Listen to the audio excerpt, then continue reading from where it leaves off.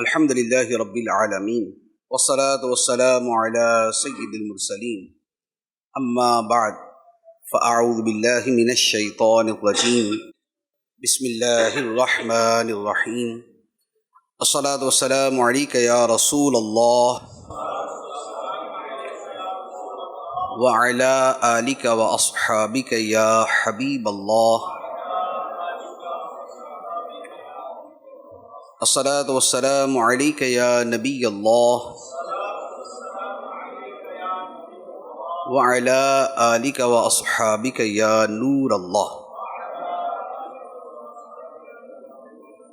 دنیا بھر سے تشریف لائے ہوئے دعوت اسلامی کے مبلغین، ذمہ داران یہاں تشریف فرما ہیں۔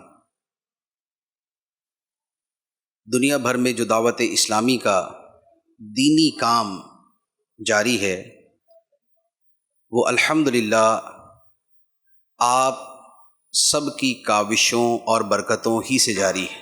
یہ کام نیکی کی دعوت، دین کا پھیلانا، اشاعت اسلام، خدمت دین، جس بھی عنوان سے تعبیر کر لیں، ایک نہایت عظیم کام، بلکہ اتنا بڑا کام ہے کہ اللہ تعالیٰ نے اپنے انبیاء علیہم الصلاۃ والسلام کو جو مبعوث فرمایا، ان کی بعثت کا بنیادی مقصد بھی یہی ہوتا تھا کہ اللہ کے احکام اس کی مخلوق تک پہنچا دیے جائیں۔ حضرت آدم علیہ الصلاۃ والسلام سے لے کر سرکار دو عالم نور مجسم صلی اللہ تعالی علیہ وآلہ وسلم تک یہ سلسلہ رسولوں کی آمد اور کتابوں کے نزول کی صورت میں جاری رہا،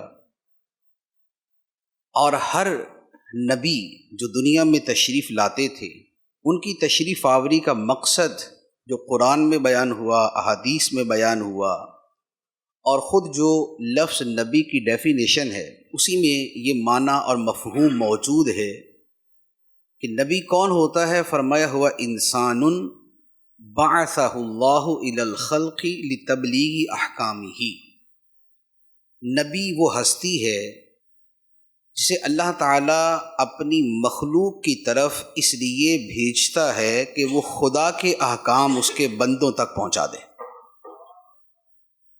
یہ نبی کی جو ڈیفینیشن عقائد کی کتابوں میں لکھی ہے وہ یہ ہے۔ تو یوں ہر نبی جو تشریف لائے انہوں نے اپنی زندگی کا جو بڑا حصہ ہے وہ اسی ذمہ داری کو سر انجام دیتے ہوئے گزارا کہ خدا کے جو احکام تھے، جو خدا نے کتاب ان پر یا ان سے پہلے رسول پر نازل فرمائی تھی، اس کتاب اللہ کے احکام لوگوں تک پہنچائیں۔ پھر یہ سلسلہ ہمارے آقا صلی اللہ تعالیٰ علیہ وآلہ وسلم پر آ کر کمپلیٹ ہو گیا، اور نبی پاک علیہ الصلاۃ والسلام خاتم النبیین کے طور پہ تشریف لائے۔ اللہ تعالیٰ نے فرمایا وَلَٰكِن رسول اللہ وخاتم النبیین، کہ محمد صلی اللہ علیہ وسلم اللہ کے رسول ہیں اور تمام نبیوں کے آخر میں تشریف لانے والے۔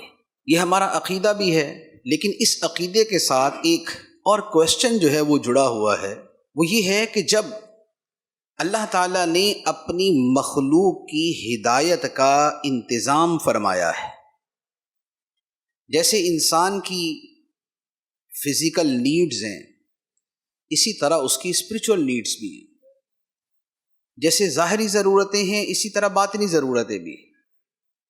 فزیکلی انسان کو کھانا چاہیے، رہائش چاہیے، گرمی سردی کا لباس چاہیے، یہ ساری چیزیں انسان کی ضرورت ہے۔ اب دنیا کے کسی بھی خطے میں انسان ہو، اللہ تعالیٰ نے اسے وہیں یہ سہولیات فراہم کی ہوئی۔ انسان خواہ امریکہ میں رہتے ہوں یا آسٹریلیا میں ہوں، افریقہ میں ہوں یا وہ ایشیا میں ہوں، ان کے لیے فوڈ، ان کے لیے ڈریس، ان کے لیے میٹ، ان کے لیے اس طرح کی جتنی چیزیں ہیں یہ ہر جگہ ہی موجود ہیں۔ ایسا نہیں ہو سکتا کہ انسان تو ہو کسی جگہ لیکن وہاں پر فوڈ کچھ نہ ہو۔ انسان تو ہو لیکن وہاں پر پانی نہ ہو، ایسا نہیں ہو سکتا۔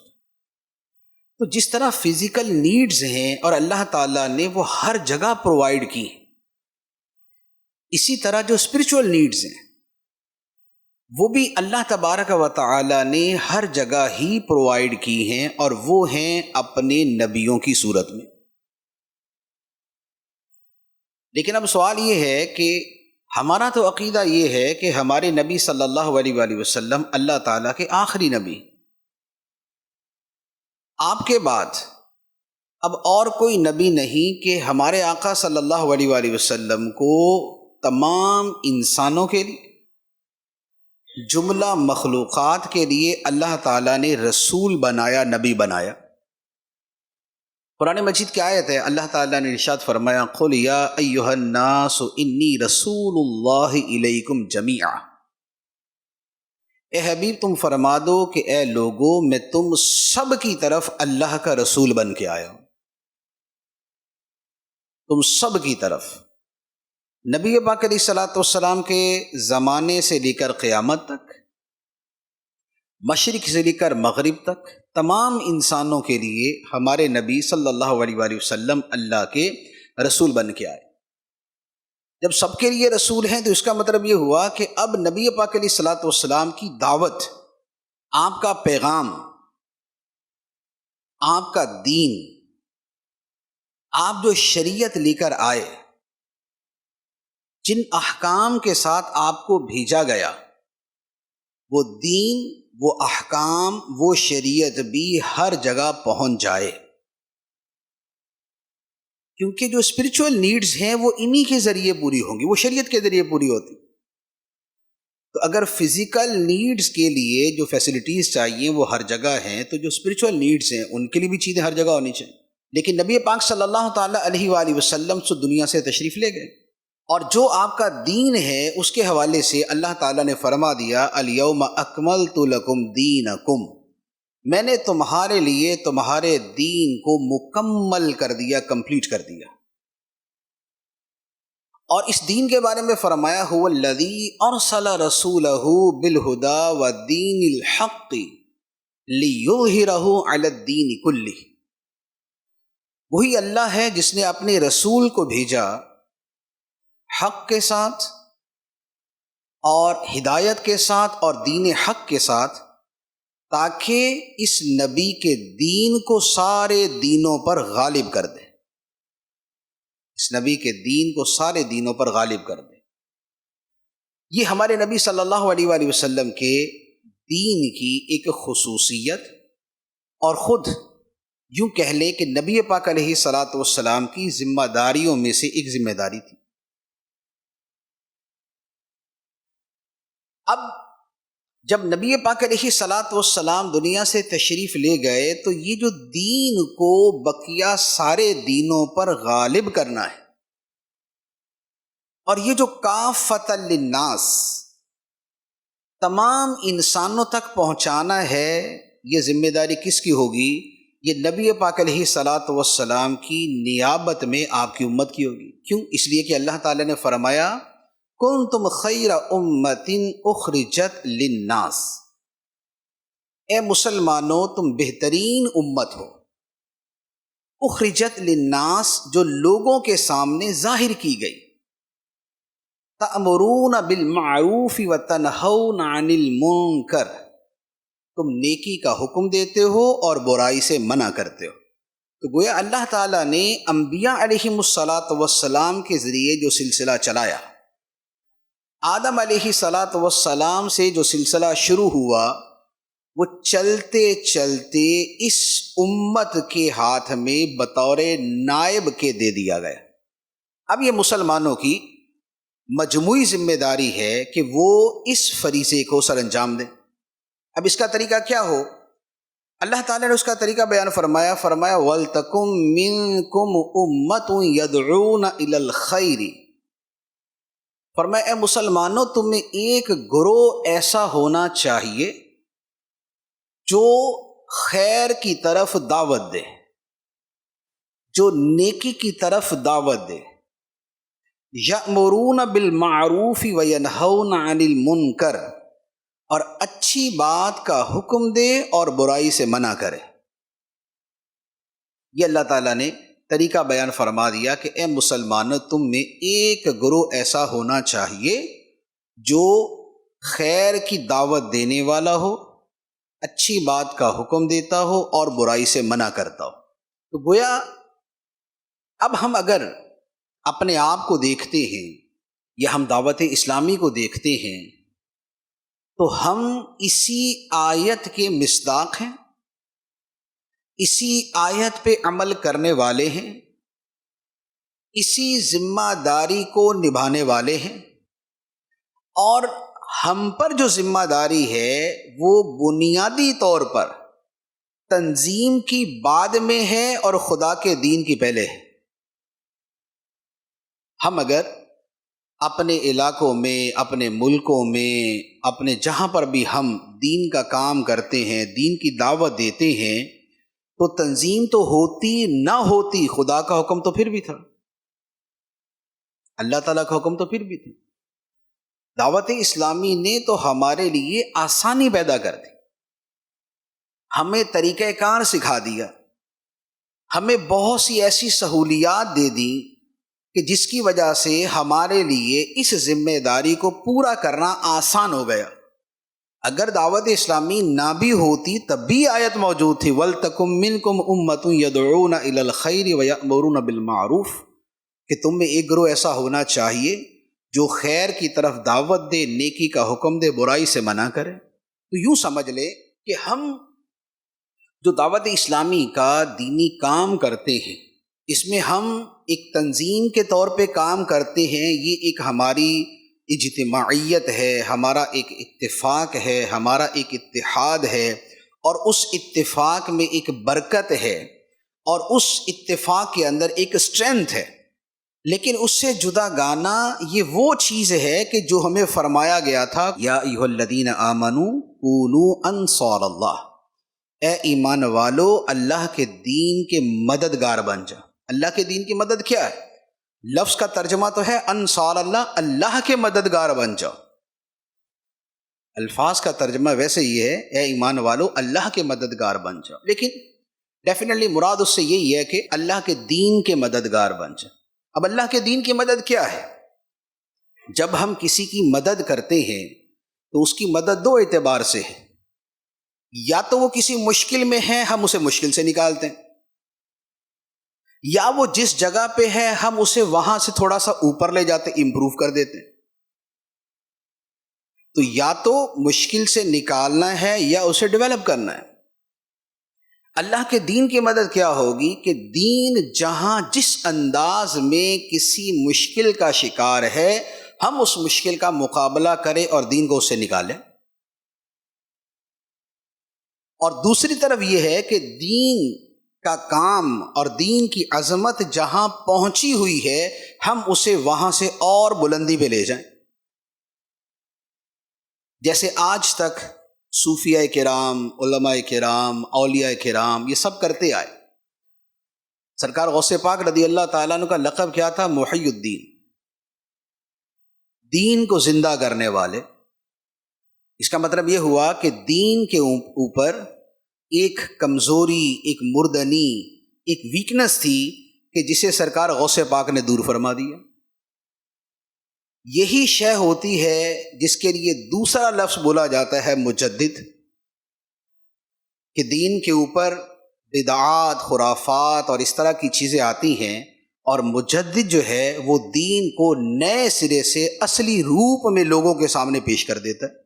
تو یہ سب جو ہے یہ کیا ہے؟ یہ خدمت دین کی صورتیں ہیں، اور یہ وہ ہیں کہ جو ہمیشہ سے ائمہ دین، فقہاء اسلام، بزرگان دین، صوفیاء عظام اور اکابر اولیاء کرام ہمیشہ سے کرتے آئے۔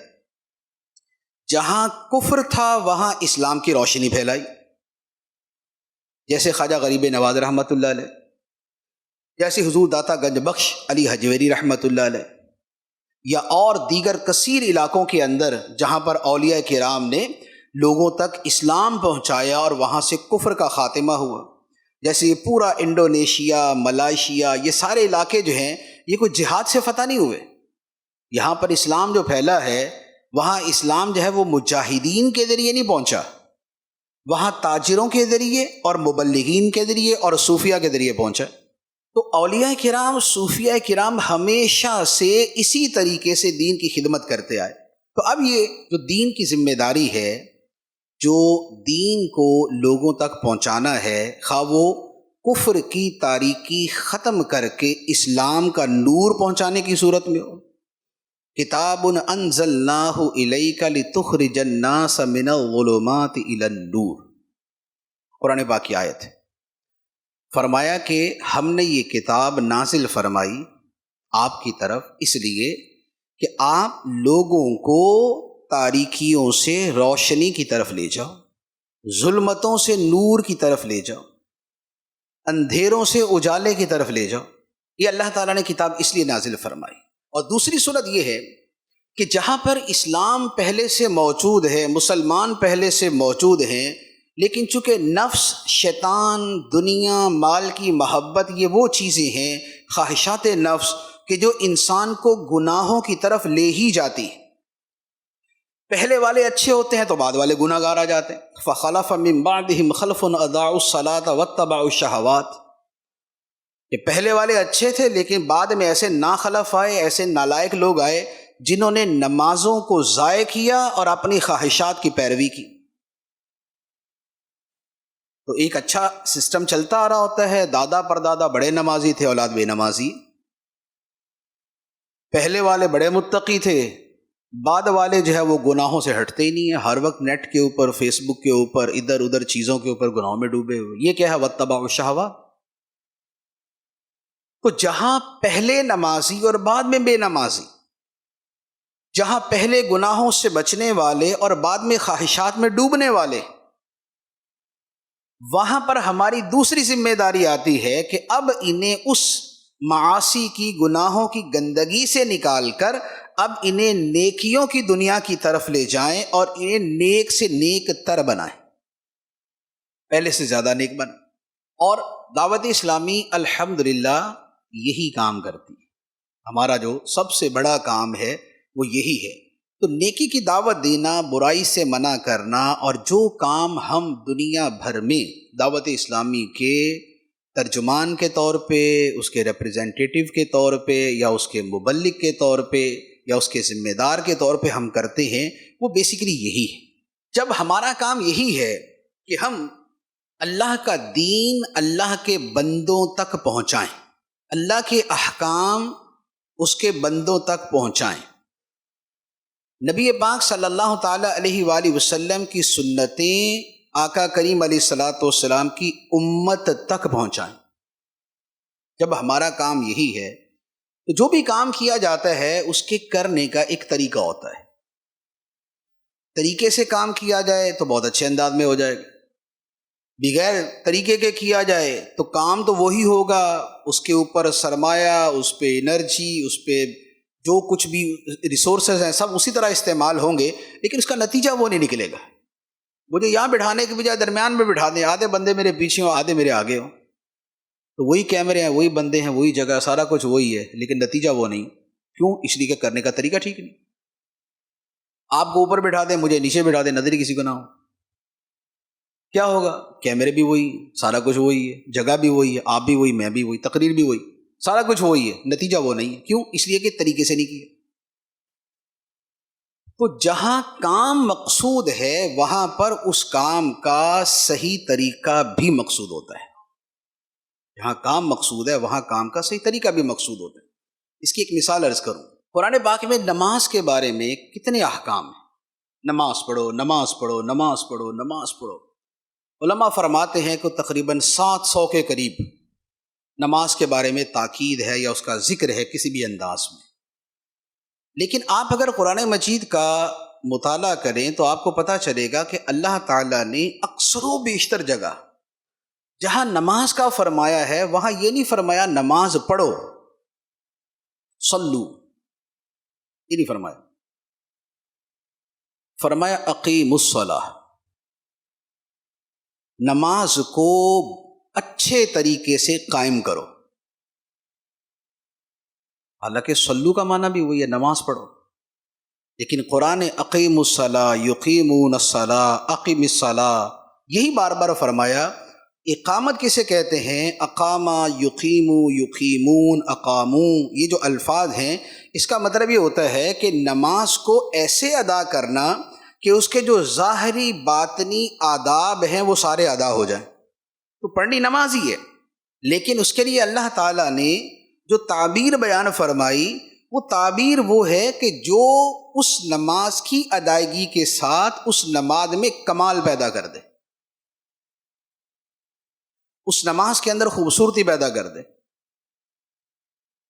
اور یہی جو نماز کے پڑھنے کے طریقے کا فرق ہے، یہی وہ فرق ہوتا ہے کہ جو ایک بندے کو 50 سال تک نماز پڑھتے رہنے کے ساتھ صرف نمازی ہی رہنے دیتا ہے، اور یہی وہ نماز کا طریقہ ہوتا ہے کہ جسے ادا کرنے والا الصلاۃ معراج المومن کے مرتبے تک پہنچ جاتا ہے۔ نماز اس نے بھی نماز ہی پڑھی ہوتی، نماز اس نے بھی نماز ہی پڑھی ہوتی۔ ایک 50 سال نماز پڑھ کے بھی نماز پڑھی یا نماز اندر نہیں اتری، اور دوسرا وہ ہے کہ جو نماز پڑھتا ہے تو ایسے کہ ان تعبد اللہ کأنک تراہ فإن لم تکن تراہ فإنہ یراک، کہ تو اللہ کی عبادت ایسے کر کہ جیسے تو خدا کو دیکھ رہا ہے، اور یہ نہ ہو سکے تو یقین رکھ کہ خدا تجھے دیکھ رہا ہے۔ تو نماز تو وہی تھی، ادائیگی کے طریقے نے، حسن ادا نے نماز کے حسن میں اضافہ کر دیا۔ یہی معاملہ ہر شے میں ہوتا ہے، حتیٰ کہ نبی پاک صلی اللہ تعالیٰ علیہ وآلہ وسلم نے ارشاد فرمایا اذا ذبحتم فاحسنوا الذبح، جب تم جانور ذبح کرو، قربانی کا جانور ہم ذبح کرتے ہیں، تو فرمایا جب جانور ذبح کرو تو اچھے طریقے سے کیا کرو۔ کیا مطلب؟ وہی ہے کہ چھری تیز ہو، زمین پہ گھسیٹو نہیں، پانی پہلے پلا دیا کرو، یہ جو جتنے سارے آداب ہیں یہ سارے مراد یہاں۔ تو اگر جانور کو ذبح کرنے میں بھی یہ ہے فَأَحْسِنُوا الذَّبْحَ، اچھے طریقے سے کرو، تو جو نیکی کی دعوت، تبلیغ دین، اشاعت اسلام ہے، اس میں یہ حکم کیوں نہیں ہوگا کہ بہت اچھے طریقے سے کرو؟ اب وہ بہت اچھا طریقہ کیا ہے؟ تو ایک ہے کہ نیکی کی دعوت عام کرنی ہے، اور یہ صرف ہمارے لیے ایک یعنی وہ نہیں ہے، ٹائم پاس نہیں ہے، یہ ہمارے لیے اللہ کی طرف سے ایک رسپانسبلٹی ہے، یہ حکم خداوندی ہے، اس میں غفلت، یہ تنظیمی کوتاہی ہی نہیں ہے، بلکہ اللہ کے حکم پر عمل کرنے میں بھی سستی ہے، یہ وہاں بھی غفلت۔ تو ایک تو یہ ہے۔ دوسرے نمبر پہ یہ ہے کہ یہ کرنا ہے، یہ دین کا کام کرنا ہے، تو پھر اسے اچھے سے اچھے طریقے سے کرنا ہے، کہ اچھے سے اچھا طریقہ شریعت کو مطلوب بھی ہے، اور جو نتیجہ رزلٹ ہم چاہتے ہیں وہ ریکوائرڈ رزلٹ بھی اسی صورت میں ملتا ہے کہ جب اس کا طریقہ اچھا ہو۔ اب طریقہ اچھا کیسے ہو؟ اس کی ویسے تو ایک بہت ڈیٹیل ہے اور ایک بہت اختصار ہے، یعنی بہت بالکل سمرائز کرے تو یہ کہہ سکتے ہیں کہ جو تنظیمی طریقہ کار آپ کو دیا جاتا ہے تو اب آپ اس پہ عمل کریں، تو گویا اس میں وہ سارے طریقے آ جاتے ہیں جو بتا دیے گئے، جو بتائے جائیں گے، جو بتائے جاتے ہیں، جو اس میں چینجنگ ہوتی ہیں، وہ سب اس کے اندر آ جاتے ہیں۔ تو یہ تو ایک مین فارمولا ہو گیا، لیکن کچھ اس کی ایسی ڈیٹیل ہے کہ جو تھوڑا سا ہم اس کو اپنی پرسنل لائف کے اوپر، یا ہم اپنے پرسنل جو ہماری پریکٹس ہے، تھوڑا سا اس کے اوپر ہم اپلائی کریں تو ہم دیکھ لیں کہ کیا ہم اس طریقے پر پورا اتر رہے یا نہیں۔ دین کی خدمت میں اور تبلیغ دین میں اچھے سے اچھا طریقہ ہونا چاہیے۔ پہلے تو اس پر میں ایک آیت مبارکہ عرض کرتا ہوں۔ اللہ تعالیٰ نے ارشاد فرمایا ادع الی سبیل ربک بالحکمت والموعظۃ الحسنہ وجادلہم باللتی ہی احسن، اپنے رب کے راستے کی طرف بلاؤ، حکمت کے ساتھ، وزڈم کے ساتھ، دانش مندی کے ساتھ، والموعظۃ الحسنہ، اور اچھی نصیحت کے ساتھ۔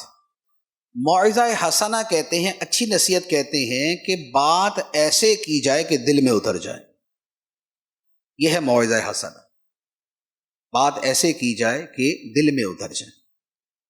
اور تیسری بات فرمائی وَجَادِلْهُمْ بِالَّتِي هِيَ أَحْسَنُ، اور جنہیں دین کا پیغام پہنچا رہے ہیں اگر ان سے کسی وقت ڈیبیٹ ہو جائے، کوئی ان سے کوئی ڈسکشن ہو جائے، تو پھر اس کا جواب دو اس طریقے سے جو بڑا ہی نفیس ہو، بڑا ہی اچھا ہو۔ یہ ہے وہ چیز جو میں عرض کر رہا ہوں کہ ہمیں دین کا کام کرنا ہے تو موعظہ حسنہ کے ساتھ اور التی ہی احسن کے ساتھ، اچھے سے اچھے طریقے کے ساتھ۔ اب اس کے لیے کیا کیا کیا جا سکتا ہے کہ ہم دین کے مبلغ ہیں یا بننا چاہتے ہیں، ہم ہمارا طریقہ اچھا ہے اور مزید اچھا کرنا چاہتے ہیں، یا اچھا نہیں ہے تو اچھا کرنا چاہتے ہیں، ہم اس کے لیے کیا کر سکتے ہیں؟ تو اس کے چند ایک پوائنٹس ہیں، اگر ہم انہیں ون بائی ون اپنی زندگی میں شامل کر لیں تو انشاءاللہ عز و جل جو ایک اچھے مبلغ کے اوصاف ہیں وہ ہمارے اندر پیدا ہو جائیں گے۔ سب سے پہلی چیز مبلغ کے لیے، سب سے پہلی چیز ہے دین کا علم، دین کا علم، کیونکہ ہم جو دوسروں کو بتا رہے ہیں وہ دین ہے، ہم کوئی سنت بتا رہے ہیں، ہم اخلاقیات کی کوئی چیز بتا رہے ہیں، ہم کوئی عقیدہ بتا رہے ہیں، ہم شریعت کا حکم بتا رہے ہیں، ہم نماز روزہ حج زکوٰۃ کے حوالے سے کوئی بات کر رہے ہیں، ہم جو بھی دوسروں تک پہنچا رہے ہیں وہ دین ہے، اور دین علم ہے، دین علم ہے، علم دین ہے، دین علم ہے۔ اگر علم نہیں اور دین پہنچا رہے ہیں تو پھر دین نہیں پہنچا رہے، کیونکہ دین وہ ہے جو علم پر بنیاد رکھتا ہو۔ لہذا جو بھی ہمارا جو پہلا سٹیپ ہے وہ یہ ہے کہ ہمارا جو اپنا علم ہے وہ امپروو ہو، ہمارا اپنا علم جو ہے وہ دوسرے عوام سے زیادہ ہونا چاہیے، کہ اب ہمارا جو کام مبلغ کا ہے اس کی وجہ سے ایک اعتبار سے ہمیں اللہ تعالیٰ نے ایک برتری دی ہے، ہمیں ایک فوقیت دی۔ تو یہ نہ ہو کہ ہمارا علم جو ہے وہ نہ ہونے کے برابر ہو، کل عدم۔ اور اس علم کے اندر عقیدوں کا علم بھی شامل ہے، کہ ہمیں اپنے اسلامی عقائد، اہل سنت کے عقائد، یہ ہمیں اچھے طریقے سے آتے ہو، کیونکہ عقیدے میں لا علمی کا نتیجہ یہ ہوگا کہ کوئی بھی خلاف عقیدہ بات ہمارے سامنے آئی اور ہمیں علم نہیں ہے تو ہو سکتا کہ غلط عقیدے کو ہمارا دل قبول کر لے، عقیدہ ہی خراب ہو جائے۔ اور ویسے بھی عقیدے کا علم خاص طور پہ آج کے زمانے میں حاصل کرنا تو اور ضروری ہے، کہ عقیدہ بگاڑنے والے بہت۔ تو ایک عقیدے کا علم، دوسرے نمبر پہ حلال و حرام کا علم، کیونکہ حلال و حرام کا علم نہیں ہوگا تو خود ہمارا عمل ہی جو ہے وہ درست نہیں ہو سکتا۔ اگر ہمیں ہی پتہ نہیں ہے کہ حلال کیا حرام کیا ہے، اور یہ حلال و حرام کا شعبہ صرف کاروبار سے متعلق نہیں ہوتا، کاروبار کا بھی بہت بڑا ایک حصہ ہے، لیکن اس کے ساتھ نوکری کے متعلق ہے، ہمارا جو ہے وہ اجارے سے متعلق ہے، ہم وقف سے متعلق ہمارے کام ہوتے ہیں، یعنی بیسیوں زندگی کے شعبے ہیں کہ جن سب کے اندر حلال و حرام کی صورت، گفتگو کے اندر ہی آپ دیکھیں، مثال کے طور پہ غیبت کرنا حرام ہے، تو یہ کیا ہے؟ یہ حرامی کا تو علم ہے۔ کسی کی چغلی کھانا حرام ہے تو یہ کیا ہے؟ یہ گفتگو ہے، تو یہ حرام ہی کا تو علم ہے۔ دل آزاری، گالی، فحش گوئی، یہ جتنی چیزیں ہیں یہ حلال و حرام ہے، اور اس کا تعلق گفتگو کے ساتھ۔ اسی طرح جو ہماری معاشرتی زندگی ہے، گھریلو زندگی ہے، میاں بیوی کے آپس میں تعلقات ہیں، ان کی آپس کی گفتگو ہے، اولاد کی تربیت ہے، پڑوسیوں کے ساتھ ہمارا تعلق ہے، وہاں کتنے حلال و حرام کے مسائل۔ کسی کو تکلیف پہنچانا، ایذا دینا، اب اس کی صورتیں تو یوں کہہ لیں کہ مسجد میں بھی ہو سکتی ہیں، بازار میں بھی ہو سکتی ہیں، کاروبار میں بھی ہو سکتی ہیں، گھر میں بھی ہو سکتی ہیں۔ تو اب تکلیف پہنچانے کی صورتیں جو حرام ہیں یا جو کسی اور کیٹیگری میں آتی ہیں، تو یہ سب پتہ ہوں گی تو بندہ اس سے بچے گا۔ تو عقائد کے ساتھ حلال و حرام کا علم. پھر اس کے بعد عبادات ہے. نماز تو سب پہ فرض ہے، تو نماز کے جو مسائل ہیں وہ، روزہ ہے، حج اگر فرض ہے تو اس کے مسائل، زکوٰۃ کے مسائل. اچھا، پھر اس کے ساتھ یہ ہے کہ خود قرآن و حدیث جو ہے وہ علم کا خزانہ بھی ہے، علم کا سرچشمہ بھی ہے، اور قرآن و حدیث پڑھنے کا حکم بھی. ہمیں فرمایا فَقْرَؤُوا مَا تَيَسَّرَ مِنَ الْقُرْآنِ، کہ قرآن پڑھو جتنا ہو سکے، یہ فرمایا. لیکن اسی کے ساتھ یہ بھی فرمایا کہ افلا یتدبرون القرآن، وہ قرآن میں غور و فکر کر کے سمجھتے کیوں نہیں؟ تو قرآن پڑھنے کا حکم ہے تو قرآن کو سمجھنے کا بھی حکم. اب اگر آپ قرآن پڑھتے ہی نہیں اور کوئی تفسیر یا اس کے سمجھنے کی صورت ہی نہیں کرتے تو یہ علم دین کا یہ والا حصہ سائیڈ میں ہو گیا، جبکہ یہ بھی حاصل کرنے کا تھا. اچھا، پھر اس کے ساتھ احادیث مبارکہ ہے. احادیث مبارکہ میں اتنا وسیع اخلاقیات کا باب ہے، اور یہ غیبت کے بارے میں، جھوٹ کے بارے میں، اسی طرح گناہوں کے بارے میں، اسی طرح جنت میں لے جانے والے اعمال کے حوالے سے آپ دیکھ لیں کہ ان کتابوں میں کتنی حدیثیں.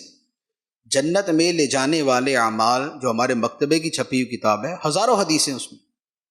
جہنم میں لے جانے والے اعمال 2 جلدوں میں ہے، اس میں ہزاروں کی تعداد میں حدیثیں. ان حدیثوں کے پڑھنے کے 2 فائدے ہوتے ہیں. ایک تو علم حاصل ہوتا ہے کہ ہمیں گناہ کے بارے میں پتہ چلتا ہے کہ کس گناہ پہ کتنی شدت ہے، اور دوسرا اس کو پڑھ کے خود اپنے دل میں نیکی کی فضیلت پڑھتے ہیں تو نیکی کا جذبہ پیدا ہوتا ہے، اور گناہ کی مذمت پڑھتے ہیں تو بچنے کا دل کرتا ہے. اور یہ اس طرح پڑھے بغیر پھر جو حالت ہوتی ہے وہ عام طور پہ غفلت والی ہوتی ہے. پڑھتے رہتے ہیں اشراق کے یہ فضائل ہیں، چاشت کے یہ فضائل ہیں، تہجد کے یہ فضائل ہیں، فلاں فلاں تسبیحات کے یہ فضائل ہیں، درود پاک کے یہ فضائل ہیں، ذکر الہی کے یہ فضائل، تلاوت قرآن کے یہ فضائل ہیں، خیر خواہی کے یہ فضائل ہیں، شفقت نرمی کے یہ فضائل. تو جب یہ ہم پڑھتے رہتے ہیں تو ہمارا دل اس کے حوالے سے اس کے اثر کو قبول کرتا رہتا ہے. دوسری طرف جب گناہ کے بارے میں پڑھتے ہیں، بد نگاہی کہ جو ہے وہ یہ مذمت ہے، اس کا یہ عذاب ہے، ملاوٹ کا، خیانت کا، جھوٹ کا، بددیانتی کا، کسی کو تکلیف پہنچانے کا، نماز چھوڑنے کا، فرائض ترک کرنے کا، یہ گناہ ہے. تو جب ہم وہ پڑھتے ہیں تو پھر ان سے بچنے کا دل کرتا ہے. تو سب سے پہلے یہ ہے کہ ہمارا علم جو ہے وہ مستقل امپروو ہوتا رہے، بڑھتا رہے. علم کا حصول چھوڑنا، علماء کی دنیا کے اندر تو ایک بڑا مشہور ایک جملہ ہے کہ جب آپ لرننگ چھوڑ دیتے ہیں تو گویا آپ جینا چھوڑ دیتے ہیں. جب آپ لرننگ چھوڑ دیتے ہیں تو آپ جینا چھوڑ دیتے ہیں. اور یہ ہر فیلڈ کے اعتبار ہے. سائنسدان اگر اپنی سائنس کی چیزیں پڑھنا چھوڑ دے گا تو زمانہ اتنا آگے نکل جائے گا کہ اس کی وہ جو 50 سال پرانی نالج ہوگی وہ کسی کام کی نہیں رہے گی. یہی معاملہ ہر علم کے اندر ہوتا ہے. آپ کا علم جو ہے، جب آپ نیا علم پڑھتے ہیں تو پرانا علم آپ کا ریوائیو ہوتا ہے. وہ ریوائز بھی ہوتا ہے، ریوائیو بھی ہوتا ہے، اور پھر مزید اس کے اندر اضافہ بھی ہوتا ہے. تو اس لیے علم کا پڑھنا جو ہے یہ کبھی بھی ختم نہیں ہونا چاہیے. تو لہذا پہلی بات مبلغ کے لیے یہ ہے کہ اس کا علم جو ہے وہ بڑھتا رہے. اور ہمارے لیے تو انتہائی آسانی ہے کہ الحمدللہ مکتبۃ المدینہ کی اتنی کتابیں چھپی ہوئی ہیں، اتنی کتابیں چھپی ہوئی ہیں کہ کسی بھی موضوع پہ آپ نے مطالعہ کرنا ہے، سیرت پڑھنی ہے، تاریخ پڑھنی ہے، تفسیر پڑھنی ہے، حدیث پڑھنی ہے، فقہ پڑھنی ہے، تصوف پڑھنا ہے، اخلاقیات پڑھنی ہے، دنیا جہان کے جس موضوع پر، دینی موضوع پہ آپ نے مطالعہ کرنا ہے، آپ کو مکتبۃ المدینہ کی کتاب مل جائے. پھر اس کے ساتھ یہ جو الحمدللہ ایک ہمارا بہت خوبصورت سلسلہ جو ہفتہ وار امیر اہل سنت کی طرف سے مطالعے کا ایک ٹارگٹ ملتا ہے کہ یہ والا مطالعہ کریں، یہ والا مطالعہ کریں. تو یہ مطالعہ جو ہے یہ تھوڑا سا ہے، لیکن وہ تھوڑا تھوڑا تھوڑا تھوڑا مل کر بہت ہو جاتا ہے. ایک آدمی پورا سال اگر یہ مطالعہ کرتا ہے تو سال کے بعد وہ دیکھے کہ کتنا مطالعہ ہو گیا. تو یوں مختلف ذرائع سے، مختلف انداز سے، مختلف طریقوں سے علم جو ہے پڑھنے سے بھی بڑھتا ہے، علم سننے سے بھی بڑھتا ہے. تو اسی طرح مدنی چینل کے وہ جو اسپیسیفک سلسلے ہیں کہ جن کے حوالے سے آپ کے علم میں اضافہ ہوتا ہے، مدنی مذاکرہ ہے، دارالفت اہل سنت ہے، تو آپ ان کو دیکھتے ہیں تو پتہ چلتا ہے کہ آپ کے علم میں مسلسل اضافہ ہوتا رہتا ہے۔ تو لہٰذا علم میں اضافہ جو ہے یہ ایک بڑی بنیادی بات ہے ہر مبلغ کے لیے۔ یہ ایک بات۔ دوسری بات یہ ہے کہ علم جو ہے بڑی عظیم شے ہے، اور کئی اعتبار سے علم عمل سے بھی آگے ہے، کئی اعتبار سے علم عمل سے بھی آگے، لیکن علم کا اصل مقصود عمل ہی ہے۔ تہجد کے بارے میں 100 حدیثیں پڑھ لیں، وہ 100 حدیثیں پڑھنے کا مقصد تہجد کی حدیثیں پڑھنا نہیں تھا، تہجد پڑھنا تھا۔ تو علم عمل سے کئی اعتبار سے افضل ہوتا ہے، لیکن علم کا مقصود عمل ہوتا ہے۔ ایک آدمی ایک حدیث تہجد کی پڑھے اور پوری زندگی تہجد پڑھتا رہے، اور ایک آدمی 100 حدیثیں تہجد کے فضائل پہ پڑھ لے اور تہجد ایک مرتبہ بھی نہ پڑھے، تو بتائیں کون بہتر ہے؟ اب خود سمجھتے ہیں۔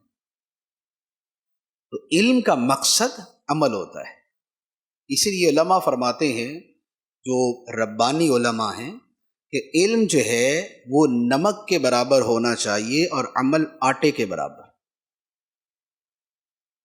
علم نمک کے برابر، عمل آٹے کے برابر۔ تو آٹے میں اگر نمک ڈالا جاتا ہے تو تھوڑا سا ہوتا ہے، ہم کہتے کہ نہیں، ہمارا علم جو ہے، جو اصل میں نمک ہے، اس کی مقدار آٹے کی مقدار ہے، اور اس نمک کے اندر جو عمل ہے ہمارا، وہ اتنا ہے کہ جو زیادہ ہونا چاہیے تھا وہ نمک کے برابر۔ تو علم کا ڈھیر اور عمل کی ڈھیری بھی نہیں ہوتی۔ تو جتنا سیکھیں اس پر عمل، جتنا سیکھیں اس پر عمل، جتنا سیکھیں اس پر عمل۔ آپ اس پریکٹس کے ساتھ چلیں گے تو یوں سمجھیں کہ علم اور علم کے انوار دل میں اترتے جائیں گے۔ صحابہ کرام کیا فرماتے تھے؟ کئی صحابہ کرام نے فرمایا کہ ہم 20 آیتیں پڑھتے، قرآن مجید کی 20 آیتیں سیکھتے، اور اگلی 20 آیتیں تب تک نہیں سیکھتے تھے جب تک پچھلی پر عمل نہیں کر لیتے تھے۔ یہ ہے جسے کہا جائے نا کہ بالکل ایک رول ماڈل، کہ عمل اور علم دونوں ساتھ ساتھ چل رہے ہیں۔ یہ نہ ہو کہ علم جو ہے وہ مسلسل بڑھتا جا رہا ہے لیکن عمل نہیں۔ ہمیشہ عمل کو فائق رکھیں، پریکٹس کے اندر عمل کو آگے رکھیں۔ تو لہذا عمل جو ہے یہ ایک اہم چیز، کہ ہمارا علم کے ساتھ ہمارا عمل بھی ہو۔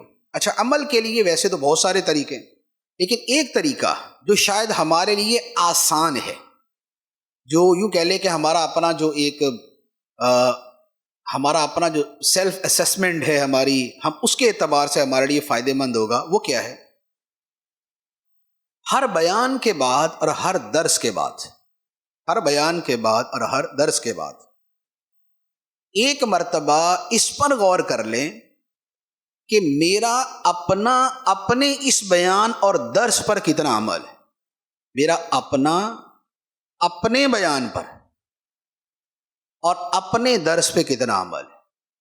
یہ صرف سنگل پریکٹس جو ہے، یہ اگر ہماری زندگی میں شامل ہو جائے تو ہمارا عمل خود بخود بہتر ہونا شروع ہو جائے گا۔ اور پھر یہ سوچ کے رکھیں کہ ایسا نہیں کہ یہ کہہ کے جو ہے نا وہ اسی کے اندر بے اثر ہو جانا ہے، کہ بھی کہہ دیا نہیں ہے ٹھیک ہے چلو چھوڑو، نہیں، ایسا نہیں ہے تو کرنا ہے۔ میرا اپنے بیان پر خود کتنا عمل ہے، اپنے درس پہ خود کتنا عمل ہے، اور اگر اس میں کچھ کمی ہے تو اسے پورا کرنا ہے۔ صرف اس ایک پریکٹس کو ہم لے لیں گے نا تو ہمارے اعمال ہر اعتبار سے صحیح ہوتے جائیں گے، کیونکہ ہم اپنے بیان کے اندر تو کوئی بات نہیں چھوڑتے، عمل میں نہیں، بیان کرنے میں کرتے۔ ہم خوف خدا پہ بھی بیان کرتے ہیں، ہم تقوی پہ بھی بیان کرتے ہیں، ہم غیبت کے خلاف بھی بیان کرتے ہیں، ہم جھوٹ کے خلاف بھی بیان کرتے ہیں، ہم دیانت کے اوپر بھی بیان کرتے ہیں، ہم نمازوں پر بھی بیان کرتے ہیں، تہجد پہ بھی بیان کرتے ہیں، ذکر درود تلاوت پہ بھی بیان کرتے ہیں۔ تو بیان کے اندر تو ہم نے دنیا کی کوئی چیز چھوڑی نہیں ہے، لیکن یہ نہ ہو کہ بیان کے اندر تو دین کی کوئی بات چھوڑی نہ ہو اور عمل کے اندر کسی کو چھیڑا نہ ہو۔ تو جب ہمارے بیان میں ہر شے موجود ہے تو پھر ہمارے عمل میں بھی ہر شے موجود ہونی چاہیے۔ تو یوں اگر ہم تھوڑا سا اپنے عمل کے حوالے سے اس طرح کی پریکٹس میں آ جائیں تو یہ انشاءاللہ تعالی جو ہے یہ بڑی آسانی سے ہمارا عمل جو ہے وہ بہتر سے بہتر ہوتا جائے گا۔ اس کے بعد پھر عمل میں تھوڑی سی مزید تفصیل بھی ہے۔ چند ایک چیزیں تو ہم سمجھتے ہیں کہ بھئی یہ تو ہمارے دین کی بڑی بنیادی اور بیسک چیزیں، اب ہم اپنے عمل کے سامنے رکھ کے ان چیزوں کو دیکھیں کہ ہمارے عمل میں وہ چیزیں کتنی ہیں۔ کوئی بھی نیک بندہ، ہم جب اولیاء کرام کے حالات پڑھتے ہیں، اکابر علماء، امام اعظم، امام شافعی علیہ رحمہ، امام محمد بن حنبل، اور ہم اس طرح کے جتنے بڑے بڑے بزرگ، امام بخاری علیہ رحمہ ہیں، جب ہم بڑے بڑے بزرگوں کے واقعات پڑھتے ہیں، آپ کو چند ایک چیزیں ایسی ہیں جو سب کی زندگی میں ملیں گی، سب کی زندگی میں ملیں گی۔ ایک، فرائض و واجبات کی بھرپور پابندی۔ آپ کو کوئی ولی، کوئی امام، کوئی پیشوا، کوئی بزرگ ایسا نہیں ملے گا کہ فرائض و واجبات میں کوتاہی کرنے والا، ایسے اس کے اوپر استقامت ہوگی کہ اس استقامت کی ایک مثال اب یہ سمجھ لیں کہ حضرت سعید بن مسیب رضی اللہ تعالیٰ عنہ فرماتے ہیں کہ میں نے بچپن میں سنا تھا کہ نماز میں خشوع و خضوع کا مطلب یہ ہے کہ جماعت میں کھڑے ہوں تو آپ کو یہ پتہ نہ ہو کہ آپ کے دائیں بائیں کون کھڑا ہے۔ تو فرمایا کہ الحمدللہ 40 یا 60 سال ہو چکے ہیں، مجھے آج تک جماعت میں یہ پتہ نہیں چلا دائیں کون کھڑا ہے بائیں کون کھڑا ہے۔ تو آپ بزرگان دین کی حالات زندگی پڑھیں گے، سیرت پڑھیں گے، جیسے ہمارے ہاں وہ بڑی خوبصورت کتاب ہے اللہ والوں کی باتیں، اللہ والوں کی باتیں کتاب میں آپ ان بزرگوں کے واقعات پڑھیں، تابعین کے، تبع تابعین کے، تو آپ کو اسی طرح کے واقعات ملیں گے۔ تو صالحین جو ہیں، جو نیک لوگ ہیں، ان کی زندگی میں فرائض و واجبات کی پابندی اور اس کے ساتھ سنتوں اور نوافل کی بھی ایسی پابندی ملے گی جیسی ہماری شاید فرائض پر بھی نہیں ہوتی، ان کی نوافل اور سنتوں پر بھی ایسی پابندی ہوگی۔ کیوں؟ اس لیے کہ صالحین کے اوصاف میں سے ہے۔ جیسے تہجد کے بارے میں نبی پاک صلی اللہ تعالیٰ علیہ وسلم نے ارشاد فرمایا کہ تہجد پڑھو کیونکہ تم سے پہلے صالحین کا طریقہ یہ ہے، تم سے پہلے کے صالحین نیک لوگوں کا طریقہ یہ تھا۔ تو فرائض و واجبات، سنن و نوافل کی پابندی۔ اچھا، اس کے ساتھ آپ کو کوئی ولی، کوئی امام، کوئی بزرگ ایسا نہیں ملے گا جس کی زندگی میں تلاوت قرآن شامل نہ ہو۔ آپ کو یہ تو مل جائے گا کہ کسی نے جو ہے وہ 25 سال تک روزانہ رات کو ایک قرآن پورا پڑھا، آپ کو یہ تو مل جائے گا کہ رمضان المبارک کے اندر ایک قرآن دن میں، ایک قرآن رات میں پڑھا، 60 قرآن مجید رمضان میں ختم کیے۔ آپ کو ایسا ایک بھی نہیں ملے گا کہ جس کے بارے میں یہ ہو کہ حضرت بہت بڑے ولی تھے لیکن تلاوت نہیں کیا کرتے تھے، ایسا نہیں ملے گا۔ تلاوت ان کی زندگی کے اندر اس قدر رچی بسی ہوتی۔ یہی معاملہ ذکر الہی کا ہے، اللہ کا ذکر، اور ذکر کے ساتھ تسبیحات، تحمیدات، تحلیلات، یعنی سبحان اللہ، الحمدللہ، اللہ اکبر۔ آپ دیکھ لیں اعلیٰ حضرت علیہ رحمہ جیسی مصروف ہستی، جو تو ہیں ہی تصوف والے، وہ تو چلے ذکر اذکار میں ہی ہوتے ہیں، لیکن ہم یہ کہتے ہیں جی ہم ذرا دوسرے کاموں میں۔ میں نے اسلام کے عظیم مبلغین، اسلام کے عظیم مبلغین کے حالات پڑھے، وہ شاید ہم 500 مل جائیں تو اس طرح کے ایک مبلغ کے برابر نہیں بنیں گے۔ جتنی انہوں نے تبلیغ کی، جتنی انہوں نے خدمت دین کی، لیکن اس کے ساتھ ایک ایک دن کے اندر 12 ہزار مرتبہ کلمہ طیبہ بھی پڑھتے تھے۔ یہ آپ کو حقیقت بتا رہا ہوں۔ سید جماعت علی شاہ صاحب رحمۃ اللہ علیہ کے حالات زندگی آپ پڑھیں، آپ کو پتہ چلے گا۔ ایسے مبلغ تھے، ایسے مبلغ تھے، گھر سے نکلتے تھے 12 مہینے کے بعد ہی واپس آتے تھے، ایک گاؤں سے اگلے گاؤں، اس سے اگلے گاؤں، اس سے اگلے گاؤں، اس سے اگلے گاؤں، اس سے اگلے گاؤں، لیکن ذکر کی اتنی کثرت۔ یہی معاملہ درود پاک ہے۔ اچھا، اعلیٰ حضرت علیہ رحمہ کی میں مثال عرض کر رہا تھا کہ اعلیٰ حضرت علیہ رحمہ جیسی مصروف ہستی کہ جن کے پاس ایک ایک وقت میں 500 فتاوی جمع ہوتے تھے اور پوری دنیا سے آتے تھے سوالات، اور جن کے پاس کاموں کی اتنی کثرت تھی کہ 24 گھنٹے میں جسٹ 2.5 آور سویا کرتے تھے، اس کے باوجود فجر کے بعد اور عصر کے بعد تسبیح کرنا اعلیٰ حضرت کا معمول تھا، تسبیحات پڑھنا اعلیٰ حضرت کا معمول تھا۔ یہ ہمارے الوظیفۃ الکریمہ میں جو تسبیحات ہیں تو یہ ساری کی ساری اعلیٰ حضرت کی، اور ہمارے لیے تھوڑی لکھی ہیں، اعلیٰ حضرت زیادہ پڑھتے تھے۔ تو جو مصلحین امت ہیں، جو مبلغین اسلام ہیں، ان کی زندگی میں تلاوت، ذکر اور درود پاک، یہ سب جو ہے یہ بہت اعلیٰ درجے کا شامل ہونا چاہیے۔ تو ہمارا عمل جو ہے اس عمل میں فرائض و واجبات کی پابندی، سنن و نوافل پر عمل، تلاوت، ذکر، درود، تسبیح، یہ سب چیزیں شامل ہونی چاہیے۔ پھر عمل کے اندر ایک اور چیز یہ کہ جیسے ظاہری اعمال ہوتے ہیں اسی طرح باطنی اور قلبی اعمال بھی ہوتے ہیں، قلبی اعمال بھی ہوتے ہیں۔ ان کا جو ظہور ہے وہ بندے کے ظاہر سے ہوتا ہے، اعضاء سے ہوتا ہے، لیکن بذات خود وہ اس عمل کی جو اس کی بنیاد ہے وہ اندر ہوتی ہے، وہ دل میں ہوتی ہے۔ جیسے صبر ہے، شکر ہے، توکل ہے، قناعت ہے، دنیا سے بے رغبتی ہے، آخرت سے محبت ہے، اللہ رسول کی محبت ہے، اللہ کے ہر فیصلے پہ دل سے راضی رہنا ہے، یہ ساری چیزیں وہ ہیں جو قلب کے اعمال ہیں۔ بعض اوقات ایسا ہوتا ہے کہ ہمارا ظاہر تو اعمال سے مزین ہوتا ہے لیکن ہمارا قلب اعمال سے خالی ہوتا ہے، کیونکہ اس کا پتہ اس وقت چلتا ہے جب اس کے عمل کا وقت آتا ہے۔ مصیبت آئی، مشکل آئی تو کیا واقعی جیسا صبر مطلوب ہے ویسا صبر ہم سے ظاہر ہوتا ہے یا نہیں؟ پتہ چلے کہ صبر کا موقع آیا، کوئی مصیبت آئی تو سب سے زیادہ چیخیں ہم ہی مار رہے ہیں،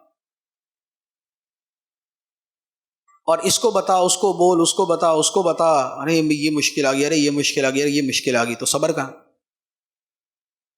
اور تکلیف کے باوجود بھی زبان سے کوئی شکوہ نہ نکلے اور اللہ کی رضا پہ راضی رہنے کے کلمات ہی ادا ہوں، جو صبر ہے، تو یہ پتہ چلتا ہے کہ جب اس کا وقت آتا ہے۔ اسی طرح شکر ہے، شکر ہم کہنے کو تو یوں کہتے ہیں جی ہم تو شکر کرتے ہی ہیں، لیکن جو شکر دل سے نکلتا ہے وہ کچھ اور ہوتا ہے، جو شکر دل سے نکلتا ہے وہ کچھ اور ہوتا ہے۔ وہ کیا ہے کہ ہر نعمت پر اس نعمت کو اللہ کی نعمت جانتے ہوئے اللہ کا شکر ادا کر۔ ایک ہوتی ہے عادت اور ایک ہوتی ہے عبادت۔ عادت یہ ہے کہ میں نے پانی پیا تو اب پریکٹس اتنی ہو چکی ہے، 40 سال سے پانی ایسے ہی پی رہا ہوں کہ جب بھی پینا تو پہلے بسم اللہ پڑھنی ہے، بعد میں الحمدللہ کہنا ہے۔ نہ بسم اللہ پڑھتے پتہ کیا پڑھا، نہ الحمدللہ پڑھتے ہوئے پتہ کیا پڑھا، چونکہ افعال کا صدور جو ہے وہ ایک عادت بن چکا ہے۔ لیکن ایک یہ ہے کہ اس پانی کی جب میں نے پکڑا تو یہ ہے کہ خدا کی کیسی قدرت ہے کہ اللہ تعالیٰ نے یہ 2 گیسیں ملا کے پانی بنا دی، اور اس پانی کے اندر میری زندگی رکھ دی، اور اس پانی کا نظام جو ہے وہ کائنات کے اندر کیسے پھیلا دیا، اور یہ پانی پتہ نہیں کہاں کہاں سے چلتا ہوا مجھ تک پہنچے۔ اب ان میں سے کوئی شے، کوئی نہ کوئی چیز میرے دل میں خیال میں ہو، اب اس کے بعد میں پانی پیتا ہوں اور میں کہتا ہوں الحمدللہ، نہ میں پانی بنا سکتا ہوں نہ برسا سکتا ہوں، نہ پانی بنا سکتا ہوں نہ برسا سکتا ہوں۔ 2 گیسیں ملا کے پانی بناؤں گا بھی تو وہ گیسیں بھی تو مولا نے بنائی۔ تو اب کیا ہے کہ یہ ہے شکر۔ تو ہر نعمت کے ساتھ اللہ کی طرف توجہ کے ساتھ شکر ادا کرنا، یہ ایک اور چیز ہوتی ہے۔ اسی لیے اولیاء کرام فرماتے ہیں کہ جو عارف باللہ ہے، جو خدا کی معرفت رکھنے والا ہے، جو اللہ کی معرفت رکھنے والا ہے، اس کا ایک مرتبہ الحمدللہ کہنا دنیا کے سارے انسانوں کے الحمدللہ پہ بھاری ہوتا ہے۔ وجہ یہی ہے جو ابھی میں نے بتائی، کیونکہ ایک سب نے الحمدللہ کہا اور اسی طرح کہا جیسے سارے ہی کہتے ہیں، اور ایک وہ ہے کہ جس سے خدا نے اپنی معرفت دی ہے تو اس نے گلاس کو دیکھا ہے، تو دو چیزیں میں نے بیان کی ہیں، 2 لاکھ اس کے ذہن میں ہوں گی، اور اس نے جو حمد کی ہے وہ ان سب کو پیش نظر رکھ کے کی ہے، تو جو اس کی عظمت ہے اس کی حمد کی وہ کچھ اور ہے۔ اور اسی وجہ سے ساری امت کا عمل ایک طرف ہوتا ہے، نبی کا عمل ایک طرف ہوتا ہے۔ یہ ساری امت خواہ 2 ارب کی تعداد ہو، وہ 2 رکعت پڑھے تو 4 ارب رکعتیں ہو جائیں گی۔ یہ 4 ارب رکعتیں ایک طرف ہے، نبی کی 2 رکعتیں ایک طرف ہیں، کیونکہ خدا کی جس معرفت کے ساتھ وہ 2 رکعت پڑھ رہا ہے وہ کسی اور کو حاصل نہیں۔ اور یہی معاملہ جو ہے ولی کے عمل میں اور عام آدمی کے عمل میں فرق ہوتا ہے۔ حتیٰ کہ یہ جو آپ نے بارہا ایک روایت سنی ہوتی ہے، سنتے ہیں کہ عالم کی 2 رکعت عابد کی 1000 رکعت سے زیادہ بھاری ہوتی ہے۔ اس کی ایک بڑی اعلیٰ توجہ یہی ہے کہ عالم سے مراد ہے عالم ربانی، جس کی نظر خلق سے خالق کی طرف جاتی ہے، جس کی نظر نعمت سے منعم کی طرف جاتی ہے۔ تو وہ جو 2 رکعت پڑھتا ہے، اس کی 2 رکعت عام عابد کی 1000 رکعت سے زیادہ اللہ کی بارگاہ میں قبول ہوتی۔ تو یہ جو باطن کے احوال ہیں، جو باطن کا شکر ہے، جو قلب کا شکر ہے، تو یہ مبلغین کی زندگی میں ہونا چاہیے، اور جس کے اندر ان اوصاف میں سے ایک بھی شے پیدا ہو جائے، اس کی نیکی کی دعوت کے اندر 1000 گنا زیادہ اثر پیدا ہو جاتا ہے، یہ آپ یقین رکھیے۔ بہت مرتبہ کیا ہوتا ہے کہ آپ دیکھتے ہیں نا کہ یار ہم نے تو بڑا بنا سوار کے سجا کے جامع ماننے اور بڑا فصیح و بلیغ اور انٹلیکچوئل قسم کا ہم نے بیان کیا، نتیجہ کچھ بھی نہیں نکلا یا تھوڑا سا نکلا۔ اور ایک دوسرا بندہ ہے سادہ سادہ بولتا ہے، ہزاروں پہ اثر کر دیتا ہے، جیسے پیر و مرشد۔ تو وجہ فرق کیا ہوتا ہے؟ وجہ فرق یہ ہوتا ہے کہ کلام کی تاثیر قلب کی تاثیر سے ہوتی ہے۔ کلام کی تاثیر میں الفاظ کا چناؤ، بیان کا اسلوب اور لب و لہجہ کی گھن گرج، اس کی ایک اپنی افادیت ہے، لیکن وہ نہیں ہو سکتا کہ جو دل سے بات نکلتی ہے اثر رکھتی ہے، طاقت پرواز نہیں مگر رکھتی ہے۔ وہ جو دل سے نکلنے والی چیز ہوتی ہے اس کا اثر ہی کچھ اور ہوتا ہے۔ اسی لیے جو صاحب دل ہوتا ہے وہ نہ بھی بولے تب بھی اثر کر دیتا ہے۔ جو صاحب دل ہوتا ہے وہ نہ بھی بولے تب بھی اثر کر دیتا ہے۔ یہ جو ہے یک زمانہ صحبت با اولیاء بہترد 100 سالہ طاعت بے ریا، کہ ولی کی ایک گھڑی کی صحبت یہ 1000 سال کی بے ریا عبادت سے بہتر ہے۔ تو وہ ایک گھڑی کے اندر وہ کون سا کوئی 1 گھنٹے کا بیان کر دیتا ہے؟ نہیں، وہ جو ایک لمحے کی صحبت ہے، اس کے قلب کا جو اثر ہے، جو روحانیت ہے، وہ بیسیکلی اس پورے ماحول کے اوپر اثر انداز ہوتی ہے، اور جو اس دائرے کے اندر آ جاتا ہے اس کے اوپر اثر ہو جاتا ہے۔ اس لیے کائنات میں سب سے زیادہ اثر انہوں نے لیا، اور سب سے زیادہ افضل وہ ہوئے کہ جو اس ہستی کی بارگاہ میں بیٹھے کہ جو خدا کی بارگاہ میں سب سے افضل ہے، جس کا دل سب سے زیادہ پاکیزہ ہے، یعنی ہمارے آقا صلی اللہ علیہ وآلہ وسلم، کہ ان کے قلب مبارک کا جو مقام ہے تو وہ ہے کہ یعنی کہ بیان ہی نہیں ہو سکتا، وہ بیان ہے جس کا بیان نہیں۔ تو اب سرکار علیہ الصلوۃ والسلام کی بارگاہ میں بیٹھنے والے کہ وہ لمحوں بیٹھتے تھے اور ہزاروں سال کی عبادت سے آگے بڑھ جاتے تھے۔ تو مبلغ ظاہری عمل کے ساتھ جتنا باطنی طور پہ باعمل ہوگا اتنی ہی اس کی تاثیر زیادہ ہوگی۔ اگر اس کے اندر شکر، دنیا سے بے رغبتی، اللہ پہ توکل، خدا سے محبت، نبی پاک علیہ الصلاۃ والسلام کا عشق، اللہ تعالیٰ کے ہر فیصلے پہ راضی رہنے کا ذہن، کم پر قناعت کرنے کی سوچ، اگر یہ چیزیں ہوں گی تو اس والے مبلغ کی 2 باتیں ہی پورے بیان کے برابر ہوں گے۔